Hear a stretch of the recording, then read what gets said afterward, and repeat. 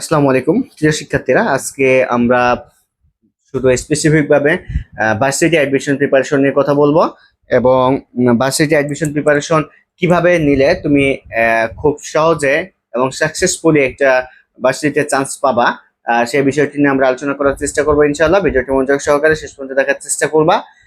ইনশাআল্লাহ কিছু না কিছু উপকার হবে এবং ভার্সিটি প্রিপারেশন নেওয়া যে খুবই সহজ এবং চান্স পাওয়া যে খুবই সহজ, সেই জিনিসটা তুমি বুঝতে পারবা ইনশাআল্লাহ।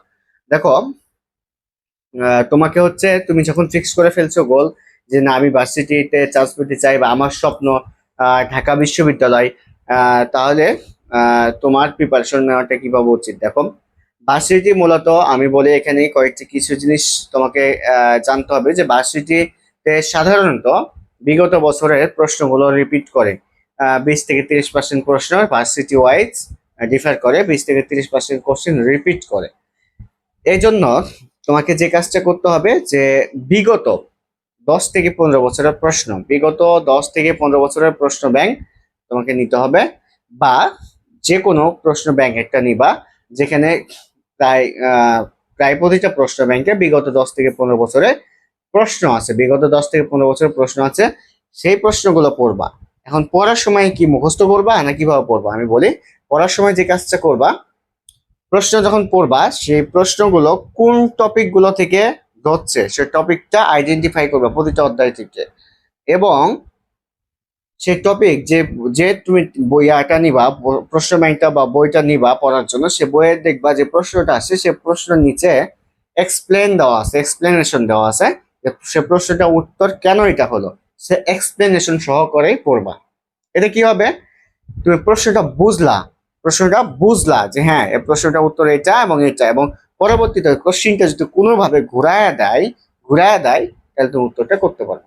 ধরো একটা ম্যাথ আসছে, এক্সাম্পল একটা ম্যাথ আসছে, সে ম্যাথটা তুমি নিজে করতে পারলা না, আগে নিজে চেষ্টা করবা, আগে উত্তর দেখবে না, আগে নিজে চেষ্টা করবা, করতে পারলা না, তারপরে এক্সপ্লেনেশন দেখলা যে হ্যাঁ এভাবে করছে।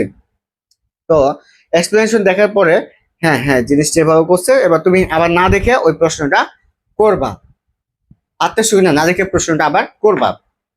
যদি করতে পারো তার মানে তুমি প্রশ্নটা শিখেছো এবং প্রশ্নটা ঘুরে আসলে পারবা। তার মানে প্রশ্ন কিভাবে পড়বা, প্রশ্ন পড়বা এক্সপ্লেনেশন সহকারে, এতে প্রশ্নটা শিখে যাবা এবং প্রশ্নটা ঘুরে আসলে তুমি উত্তর করতে পারবা। আমার অভিজ্ঞতা থেকে বলতেছি, যেহেতু বিভিন্ন আহ, আমার প্রায় 3000-এর অধিক স্টুডেন্ট বিভিন্ন বিশ্ববিদ্যালয়ে বুয়েট থেকে শুরু করে, বুয়েট ঢাকা বিশ্ববিদ্যালয় থেকে শুরু করে, মেডিকেল থেকে শুরু করে প্রতি জায়গাতে চান্স পাইছে। সো আমি কাছ থেকে প্রায় 1 লাখের অধিক শিক্ষার্থীকে পড়াইছি। সো আমি জানি যে কিভাবে স্টুডেন্টকে প্রিপেয়ার করলে সে চান্স পাবে খুব সহজে, এবং সে যেমনই স্টুডেন্ট না কেন সে একটা ভার্সিটিতে চান্স পাবে।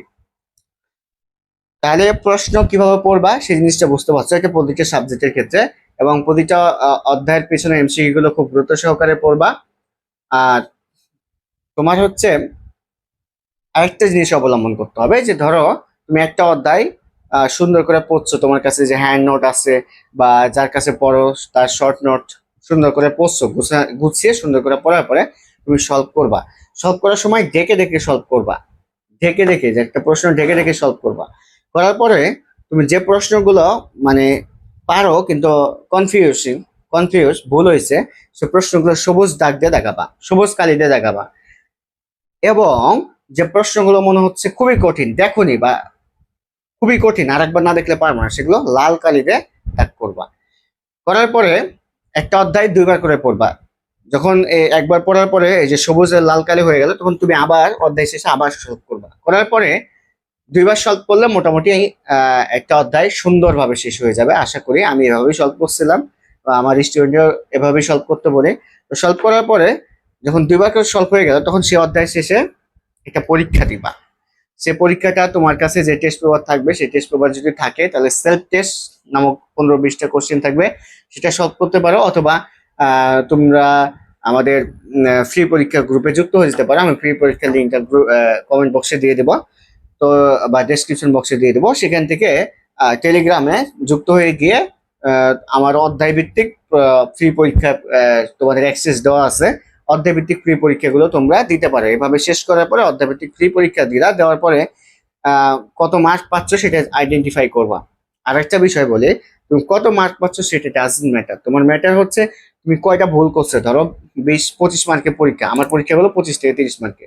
তো ধরো 30 মার্কের পরীক্ষা দিয়েছো, দেওয়ার পরে তুমি ধরো 15টা ভুল করছো, 15টা পাচ্ছ। মানে ওই যে 15টা ভুল করলা, সে 15টা কেন ভুল করলাম তার এক্সপ্লেনেশন কিন্তু পারতে হবে, বা সেই প্রশ্ন 15টা প্রশ্ন কিন্তু সলভ করতে হবে, বা কেন ভুল হলো সেটা কিন্তু পারতে হবে। তুমি ওই 15টা, যে 15টা পেরেছো সে 15টা একটু পড়লেই পারবা, কিন্তু যে 15টা পারোনি সে 15টা তোমার ওই জায়গা থেকে, ওই অধ্যায় থেকে গ্যাপ বা ল্যাকিংস।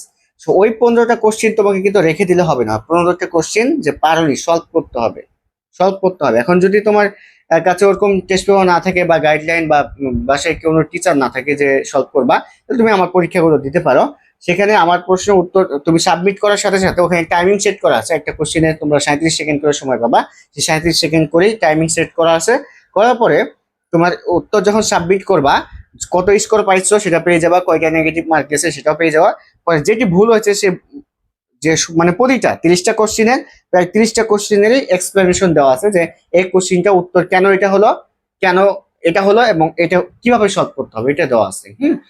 এইভাবে আমার কোশ্চেন গুলো মানে সাজানো আছে, এবং আমি যখন পড়াই স্টুডেন্টদের, তখন আমার পরীক্ষা নেওয়ার পরে যে কয়টি ভুল হয় স্টুডেন্টের, প্রতিটা প্রশ্ন ক্লাসে সলভ করাই দিই, কারণ যে কয়টি ভুল হচ্ছে সেটি তাদের ল্যাকিংস, সেটি তাদের গ্যাপ, এবং সেটি তো আমি সলভ করাই দিই, তাহলে সেই অধ্যায়টা তার ভালোভাবে কভার হলো। এবং এইভাবে করে আমি দীর্ঘদিন থেকে পড়ে আসছি, এবং যতগুলো স্টুডেন্ট পড়াইছি প্রায় 95% স্টুডেন্টই চান্স পাইছে কোনো না কোনো ভার্সিটিতে। জাস্ট আমি এই টেকনিক, এইভাবে এই পদ্ধতি অবলম্বন করে পড়ানোর কারণে দেখা গেছে যে তাদের গ্যাপগুলো ফিল আপ হয়ে গেছে এবং সহজে চান্স পেয়ে গেছে। সো আশা করি তোমরা বুঝতে পারছো যে ভার্সিটি প্রিপারেশনটা যখন নিবা কিভাবে প্রশ্নগুলো পড়বা, এবং প্রশ্ন একটা অধ্যায় কয়বার করে পড়বা, এবং অধ্যায় শেষে যে পরীক্ষা দিবা, পরীক্ষা দেওয়ার পরে কি কাজটা করবা। এইভাবে তুমি যদি সুন্দরভাবে প্রিপারেশন নাও, আমি লিখে দিতে পারি, তুমি যেমনই স্টুডেন্ট হও না কেন, এইভাবে যদি প্রিপারেশন নাও, একটা না একটা ভার্সিটিতে চান্স হবেই হবে ইনশাল্লাহ। এতগুলো ভার্সিটি, এতগুলো সিট, একটা না একটা ভার্সিটিতে চান্স হবেই, এইটুকু বলে দিতে পারি। আর তোমরা হচ্ছে বিভিন্ন বই নিতে পারো, বিশেষ করে আমি পড়েছিলাম জয়কলির বই, বা বিচিত্রা বইগুলো।